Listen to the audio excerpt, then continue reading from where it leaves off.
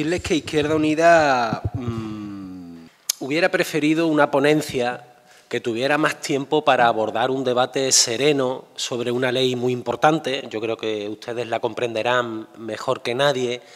En una comunidad autónoma que a estas alturas del siglo XXI, en el año 2018, carecía de una regulación de una industria tan importante en nuestro Producto Interior Bruto y tan trascendente también en el papel social que juega como es la comunicación audiovisual.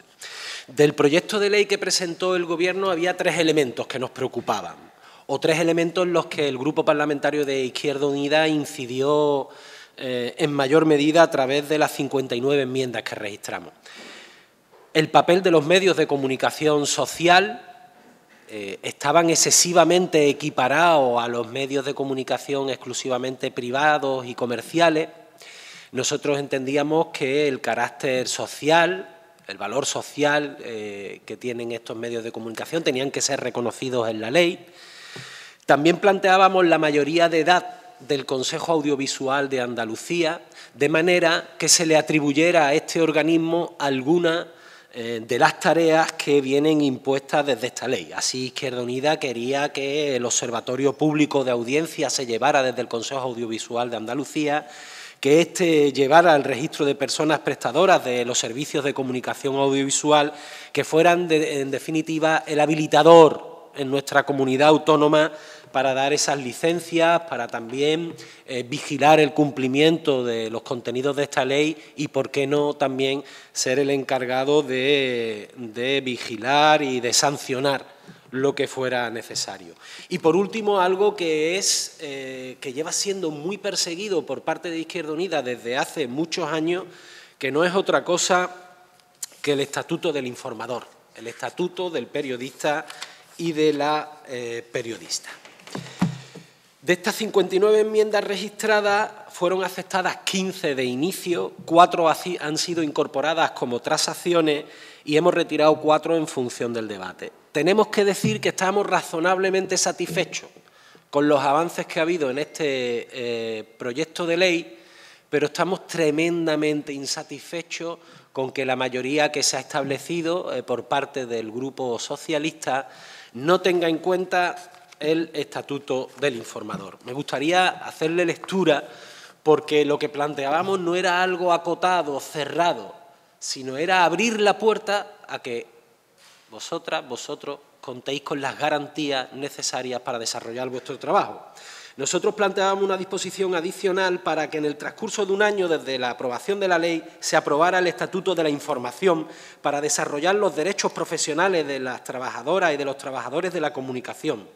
Y entendíamos que este estatuto debía contener como mínimo la descripción del informador o informadora como sujeto activo en el proceso de creación de la comunicación social, una declaración de principios profesionales, código deontológico, cláusulas de conciencia y medidas para la protección de la independencia del informador o informadora.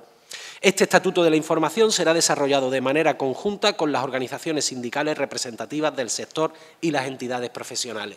Nos cuesta mucho creer que desde la izquierda, que es mayoritaria en esta Cámara, no se comparta este tímido avance para que de una vez por todas tengáis ese estatuto, para poder desarrollar vuestro trabajo más en libertad. ¿Qué va a hacer Izquierda Unida? Hoy le vamos a hacer un planteamiento al Grupo Parlamentario de Podemos, al Grupo Parlamentario Socialista y al Gobierno. Estamos dispuestas a retirar todas nuestras enmiendas vivas y dejar tan solo la del Estatuto del Informador, a cambio de que sea incorporado en este proyecto de ley y que por fin veamos que se haga realidad. Sin lugar a dudas, si la respuesta es afirmativa por parte del Gobierno, del Grupo Socialista y del Grupo de Podemos, Izquierda Unida retiraría todas sus enmiendas, mantendría solamente esta para que fuera aprobada y votaría a favor del proyecto de ley de audiovisual. En segundo lugar está el proyecto de ley de medidas contra el cambio climático, de medidas frente al cambio climático. No sé si recordarán que el grupo parlamentario, cuando se hizo el debate para la admisión a trámite de este proyecto de ley, planteó algo muy sencillo. No podemos abordar una ley de cambio climático que solamente aspire a la mitigación y a la adaptación a dicho cambio climático. Es insuficiente a las alturas que estábamos, en función de las normativas aprobadas o que se estaban trabajando en otras comunidades autónomas e incluso en función de lo que es el proyecto de ley o anteproyecto de ley que se está trabajando en Madrid por parte del Gobierno y del Congreso de los Diputados.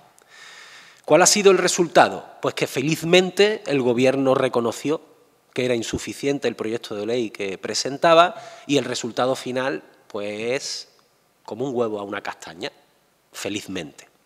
Se han incorporado muchísimas enmiendas. De las 32 enmiendas presentadas por Izquierda Unida se aceptaron 5 de inicio, 4 han sido aceptadas como transaccionales y hemos retirado 19 en función del debate. Aquí el debate ha sido fluido, intenso, continuo, con una disposición que queremos reconocerle a la Consejería de Medio Ambiente y Ordenación del Territorio y al portavoz del Grupo Socialista. Hemos debatido, nos hemos convencido. De ahí que el resultado haya sido tan satisfactorio. De esa manera encontramos un proyecto de ley que ya no es de medidas frente al cambio climático, sino que es de medidas frente al cambio climático y para la transición energética, que incluye un título 2 de planificación sobre la lucha contra el cambio climático e impulso para la transición energética con la mitigación de emisiones para dicha transición, con los objetivos para la transición hacia un nuevo modelo energético, que lo incluye ya esta ley, y con el capítulo 4 y 5, que es novedoso a tope. Incluye la huella de carbono de productos, servicios y organizaciones y la huella hídrica de productos, servicios y organizaciones. En definitiva, estamos muy satisfechas con cómo ha resultado el proyecto de ley. Vamos a votar a favor del mismo, el Grupo Parlamentario de Izquierda Unida, con un recordatorio. No se nos va a gastar ni la saliva ni se nos va a cansar la lengua. La lucha contra el cambio climático o es integral o no lo es. Y tiene que entender el Gobierno andaluz que la lucha contra el cambio climático es ley de movilidad sostenible, que ni está ni se le espera. Que era ley de agricultura conteniendo una ley de agricultura sostenible y de soberanía alimentaria, que aunque se está tramitando, lo de la soberanía alimentaria ni está, desgraciadamente, ni se le espera. Que la lucha contra el cambio climático es la revisión del PISTA, del Plan de Infraestructuras para la Sostenibilidad del Transporte en Andalucía. Es decir, a pesar de que estamos satisfechas con el proyecto de ley, de que este ha cambiado tanto que es como de un huevo a una castaña, de la buena disposición de la Consejería, al Gobierno andaluz todavía le queda mucho camino por recorrer para entender que esta lucha debe ser integral, que debe competir a todos los ámbitos del Gobierno andaluz y que, por lo tanto, queda mucho camino por recorrer para que seamos punteros en una comunidad autónoma, hay que recordarlo, que es hipersensible a los cambios que ya se están operando producto del cambio climático y que somos una zona que estará en alerta roja muy pronto. Por lo tanto, tenemos mucha tarea por delante para que esto no solamente sea una realidad, sino que sea una realidad efectiva e integral, que afecte a todas las consejerías y al conjunto del Consejo de Gobierno de la Junta de Andalucía. Le dejo la palabra a mi compañera Elena. Gracias. Bueno, pues buenos días y agradeceros vuestra presencia en esta comparecencia de prensa. Si la Ley de Cambio Climático ha tenido, ¿no?, una serie de reuniones, de ponencias, varias, creo que habéis tenido como 5, ¿no?, por lo menos, yo no puedo decir lo mismo de la Ley de Igualdad. Hemos tenido una ponencia y a comisión directamente. Bueno, con la profundidad de los problemas que tenemos las mujeres en Andalucía. Aquí lo primero que quería trasladaros es que nos encontramos ante una modificación de una ley en vigor desde el año 2007 que no se ha cumplido y que el Gobierno de Susana Díaz ha trabajado en contra de lo que se establecía en la Ley de Igualdad en algunos casos. Por lo tanto, la primera valoración es que vamos a modificar una Ley de Igualdad que en los problemas que se detectaron en el año 2007 que teníamos las mujeres andaluzas, la mayoría no se ha cumplido. No se han elaborado protocolos de acoso sexual, no se ha abordado un plan integral o políticas públicas integrales para trabajar contra la trata y la explotación sexual, no se ha abordado cómo hacíamos que las mujeres no tuviéramos brecha salarial y que pudiéramos tener acceso a empleo estable y de calidad. En definitiva, bueno, pues no se ha cumplido la ley. Y en algunos casos el Consejo de Gobierno ha ido en contra de la ley. Por eso digo que la presidenta ha actuado en contra de la Ley de Igualdad. Por ejemplo, la Ley de Igualdad del año 2007 establecía que aquellas empresas condenadas por discriminación no podían celebrar concursos ni tener subvenciones por parte de la Administración autonómica. Esto no ha ocurrido. Ha habido empresas que han sido sancionadas por los tribunales por discriminación y han seguido contratando con la Comunidad Autónoma de Andalucía, con el Gobierno andaluz. Dicho esto, ahora vamos a una modificación de esa ley en algunos de sus apartados, en algunos de sus artículos. No es una modificación completa de la ley. ¿Ha habido avances? Algunos sí. Y que muestran cómo desde el año 2007 al año 2018, entre otras cosas, no solo por el incumplimiento de la Ley de Igualdad, las mujeres en Andalucía no hemos superado ni de lejos los problemas que teníamos en el año 2007. Se ha ahondado en la brecha salarial, en los niveles de precariedad, en los niveles de desempleo, en la sobreexplotación laboral, en la división sexual del trabajo. La mayoría de las mujeres trabajan en ámbitos que tienen que ver con los elementos reproductivos o con el sector servicios y no ha habido en ningún caso un acceso a las mujeres a puestos de responsabilidad. No se han abordado planes de igualdad ni para la Administración pública ni para las empresas privadas, es decir, que tenemos un déficit importante. ¿Cuáles son los elementos que no están en la ley, que Izquierda Unida mantiene viva para el debate final y que para nosotras pues son importantes? Primera cuestión, pues tiene que ver con el desempleo. ¿Cómo trata esta ley de garantizar desde planes públicos o desde la remoción o el cambio del modelo productivo el acceso del empleo a las mujeres? Bueno, aquí lo que se establece es una gincana de dificultades para las mujeres. Porque en lugar de hablar del conjunto de las mujeres de clase trabajadora que tienen dificultades a la hora de acceder y mantenerse en el empleo en condiciones de dignidad, se habla de una carrera de dificultades en función de, si tienes algún grado de discapacidad, si eres familia monoparental, si eres... Todas las mujeres trabajadoras que están en una situación de desempleo tienen derecho al empleo. Y esto no es tratado en la ley y es uno de los problemas fundamentales que las mujeres andaluzas tenemos. En segundo lugar, los planes de igualdad. No podemos seguir jugando a las casitas con los planes de igualdad, porque los problemas de las mujeres no se van a resolver en el ámbito del trabajo privado jugando a las casitas. Por lo tanto, lo que nosotras planteamos es que la ley tiene que establecer qué contenidos mínimos deben de tener los planes de igualdad. Cómo se accede y se mantiene al empleo, cómo tenemos una igualdad salarial, cómo abordamos medidas de conciliación laboral y familiar, cómo eliminamos la precariedad y la sobreexplotación, cómo avanzamos en protocolos contra el acoso en las empresas, cómo avanzamos ante o cómo disminuye el nivel de precariedad. Si no establecemos qué contenidos mínimos deben de tener los planes de igualdad, pues los planes de igualdad de aquella empresa que lo haga va a seguir jugando a las casitas, porque no va a cambiar las condiciones materiales con las que las mujeres nos incorporamos al mercado de trabajo.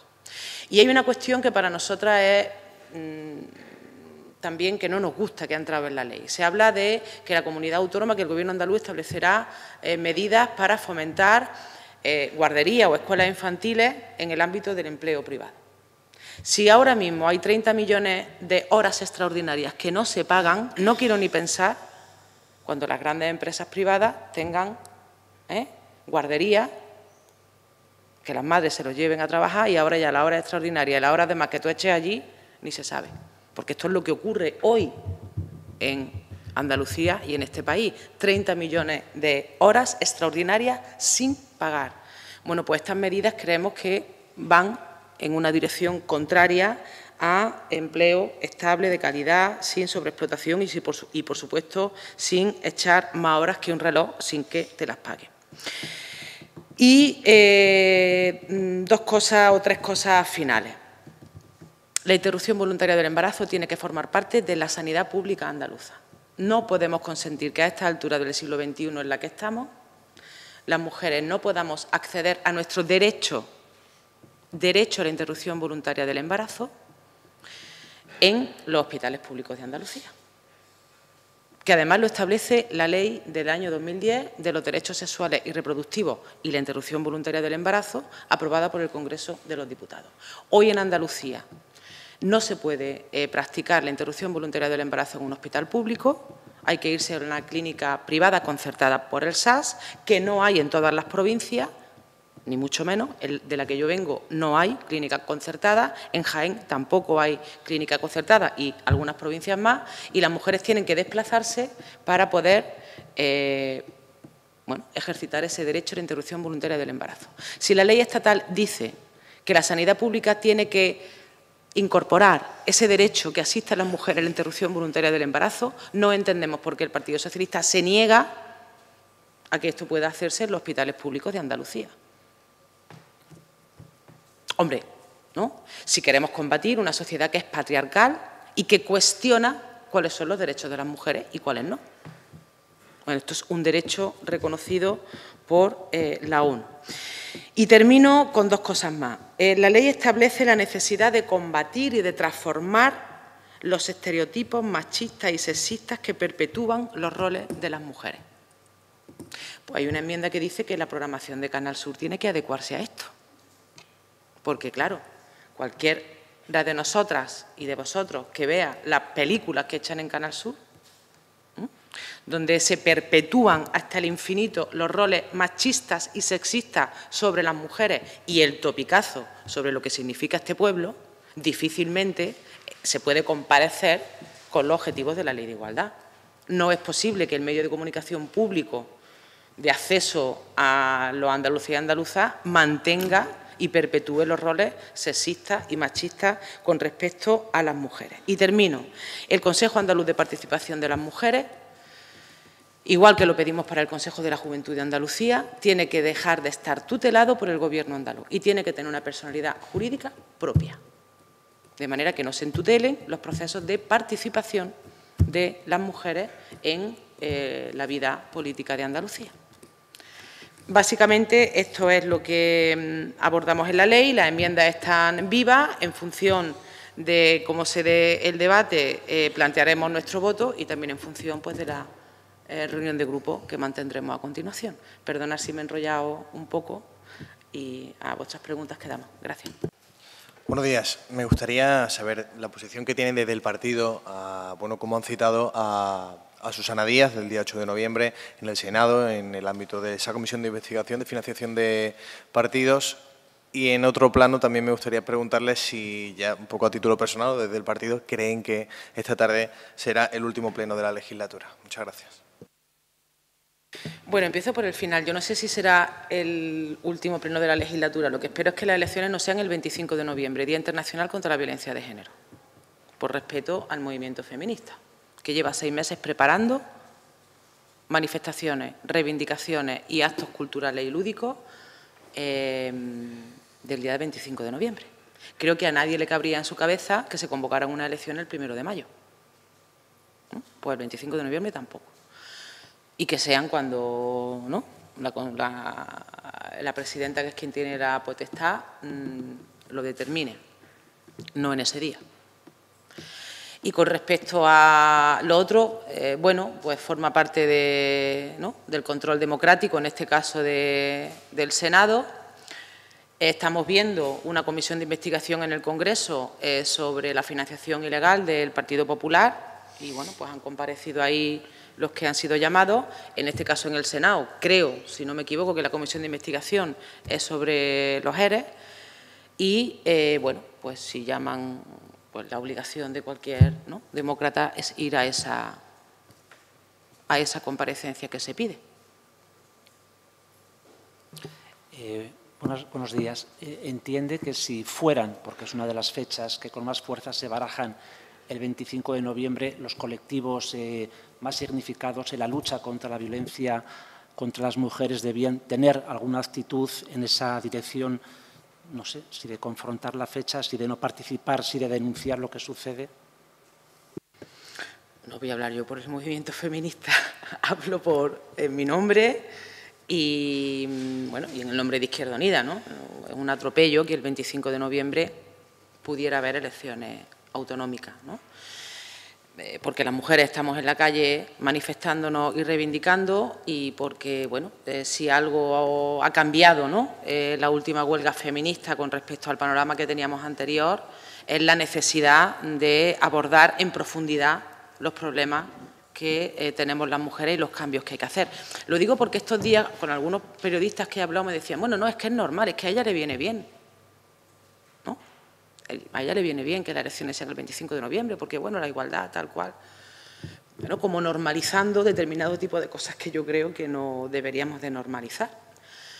Pero, vamos, yo no voy a hablar por el movimiento feminista en ningún caso. Yo les traslado aquí cuál es la opinión de Izquierda Unida, ¿no? Y si finalmente se convocan, pues, por supuesto, máxima participación. Es lo que vamos a defender, ¿no? Ahora, hombre, un aviso a navegantes, porque aquí hay cosas que se dan por hecho que blanquean determinado tipo de comportamientos que nada tienen que ver, a mi juicio, con el respeto al movimiento feminista y con el respeto a los problemas que hace falta superar desde la política.